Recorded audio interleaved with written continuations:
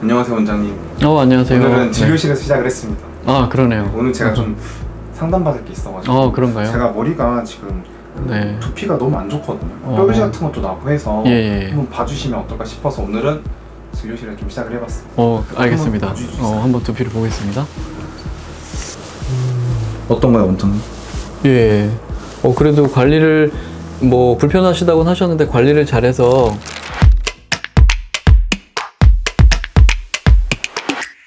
두피를 관찰해 보니까 군데군데 붉은 반점이 보이고 각질들이 일어나 있고 각질들이 살짝 떨어지는 모습이 보이고 있습니다. 그래서 진단은 지루성 두피염, 두피에 발생한 지루성 피부염입니다. 혹시 그게 뭔가요? 보통 지루성 피부염은 피지 분비량이 많은 곳, 보통 이마, 눈썹 위, 코 주변, 귀 속, 귀 주변, 그리고 가슴, 윗등 부위에서 발생하는 피부 염증 반응입니다. 보통 지루 피부염이라고 하면 기름이 많을 때 피부염이 생기구나 라고 생각하시는 분들이 많을 겁니다. 하지만 이게 꼭 지성 피부여야만 지루성 피부염이 생기는 건 아닙니다. 피지 분비량이 나올 때 본인의 피부가 견딜 수 있는 피지 분비가 과하게 나와서 나를 귀찮게 할 때 염증 반응이 생기는 겁니다. 그래서 피부가 건조할 때도 피지 분비량이 약간 늘어나면 지루성 피부염이 생길 수 있습니다. 건조할 때도 생기는군요. 예. 좀 이따 유형에서 한번 더 설명을 드릴 텐데 건성 타입 지루성 피부염도 있습니다. 혹시 이게 좀 심해지면 어떻게 되나요? 네, 각각의 유형마다 증상의 양상은 약간 다르겠지만 피지의 분비가 과하고 그게 두피에 정체되면서 붙어 있을 때 두피를 자극하게 되는데 그 증상이 우선은 각질이 일어나고 그 다음에 붉음증이 생기고 그 다음에 이제 모공이나 각질이 막히면서 뾰루지가 날 수도 있습니다. 그리고 그 염증 반응이 장기적으로 방치되거나 해결을 하지 못하면 탈모로도 연결될 수 있습니다. 탈모까지 가나요? 네, 그런 경우도 꽤 있습니다. 그러면 지루성 두피염으로 온 탈모는 지루성 두피염이 없어지면 다시 머리가 자라기는 하나요? 보통 그래서 언제부터 지루성 피부염인지를 확인을 하고 있습니다. 지루성 피부염이 너무 오랫동안 방치되어 있다면 모낭이 스트레스를 오랫동안 받았기 때문에 탈모 치료가 되지 않을 수 있는데 만약에 최근에 생겼다, 수개월 전에 생겼다면 빨리 지루성 피부염을 치료해서 탈모를 완화시키는 경우도 있습니다. 저는 좀 위험하겠네요. 제가 봤을 때는 아직 탈모로 연결되지는 않은 것 같습니다. 예. 다행입니다. 원장님 혹시 아까 유형 말씀하셨는데 유형은 어떤 게 있나요? 네, 지루 피부염과 지루 두피염은 다양한 임상 양상을 보입니다. 그래서 개인적으로 저는 연령대와 피부 타입을 구분하여 판단하고 있습니다. 먼저 피지 분비량이 많은 지성 피부 타입인데 이 경우는 유전적으로 피지선 자체가 많아서 피지 분비량이 오랫동안 장기적으로 과분비되는 경우를 말합니다. 그래서 오랫동안 긁거나 뜯거나 자극을 주어서 또 뾰루지나 여드름 이런 것들이 더 생기는 경우를 볼 수 있습니다. 탈모가 연결되는 그 지루 피부염도 이 유형에서 많이 볼 수 있습니다. 스스로 관리하는 방법을 잘 찾지 못하거나 아니면 너무 관리를 열심히 하다가 문제가 다른 방향으로 진행하는 경우도 볼 수 있습니다. 너무 과하게 해도 문제인 거네요. 예, 지루 피부염인 경우 그 기름을 없애면 된다는 생각으로 좀 더 강한 지성 피부용 샴푸를 찾거나 아니면은 여기서 약을 받았는데 효과가 없다고 또 다른 데 가서 더 강한 약을 받고 그렇게 하시다 보면은 오히려 피부가 많이 건조해지는 상태로 유지되는 경우가 많습니다. 그럴 때는 가려움증이 있으면서 기름은 없는 건성 타입 지루 피부염으로 변할 수도 있습니다.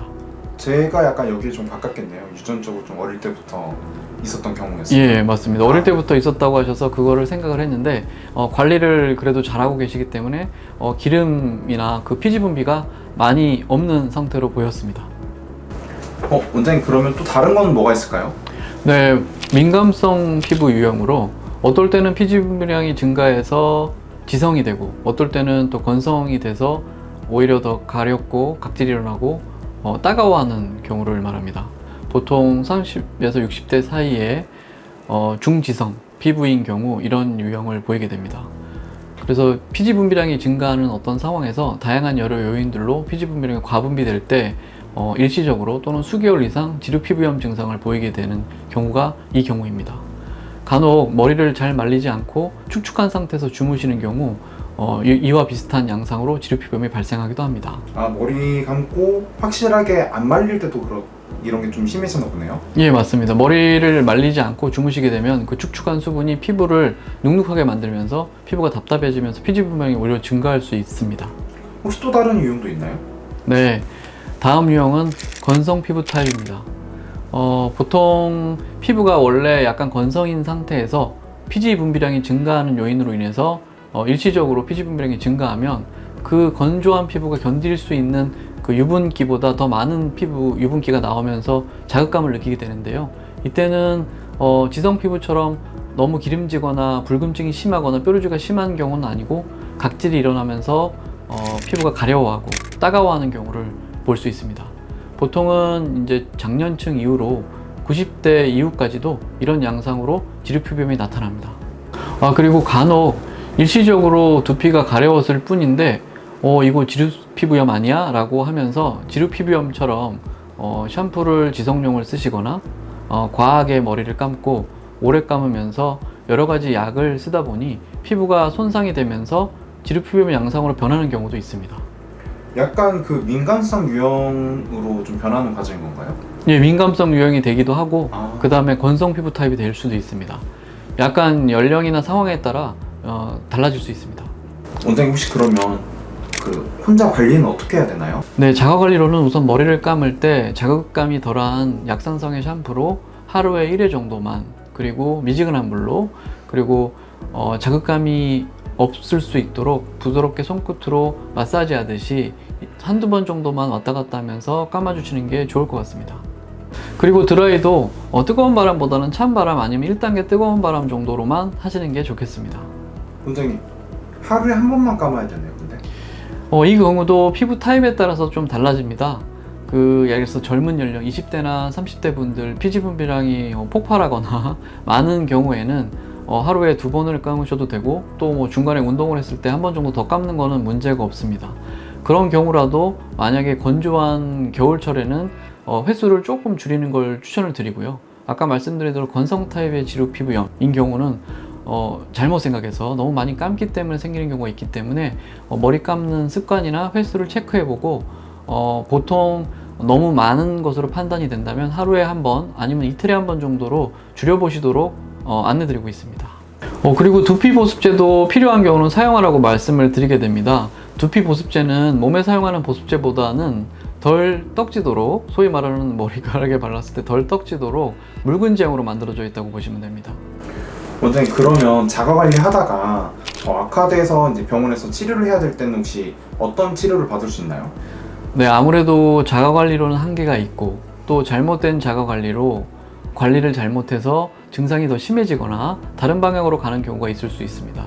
그렇기 때문에 이런 경우는 숙련된 피부 전문가를 찾아서 상담을 받고 적절한 치료를 받는 것이 좋겠습니다.